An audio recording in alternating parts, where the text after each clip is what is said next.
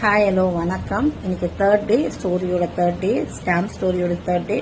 99,999 நான் பே பண்ணனா இல்லையா? பே பண்ணேன்.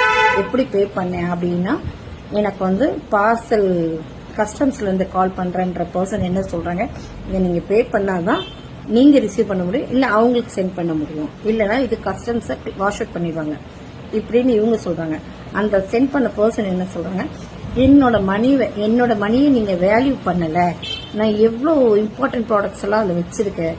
அது நீங்க எடுத்தாலும் ஓகே தான், எனக்கு அமிச்சாலும் ஓகே தான். ஆனா அது கஸ்டம்ஸ்ல விட்டீங்கன்னா என்னோட பைசா தானே வேஸ்ட் ஆகுது. கொஞ்சம் மனசு வச்சு அதை ரிசீவ் பண்ணிடலாம்ல அப்படின்னும் போது வேற வழியே இல்லாத 99,900 நான் பே பண்ணியாச்சு. பே பண்ணதுக்கு அப்புறம் ஒருத்தரும் ஒரு போனும் இல்ல, ஒண்ணுமே இல்ல. அந்த கஸ்டம்ஸ் ஆபீஸ்ல இருந்து நான் போன் அடிச்சாலும் எடுக்கவே இல்லை. அப்பதான் எனக்கு ஒரு மாதிரி பதட்டமா ஆயிடுச்சு.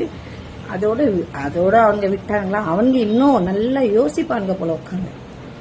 இப்ப இந்த டாலர்ஸ் இருக்கு பாத்தீங்களா, இந்த டாலர்ஸ நம்ம மணியா கன்வெர்ட் பண்ணணும்.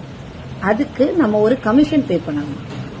இந்த கமிஷன் பே பண்ணணும்னா நீங்க 1,80,000 பே பண்ணாதான் இத இந்தியன் மணியா மாத்த முடியும்.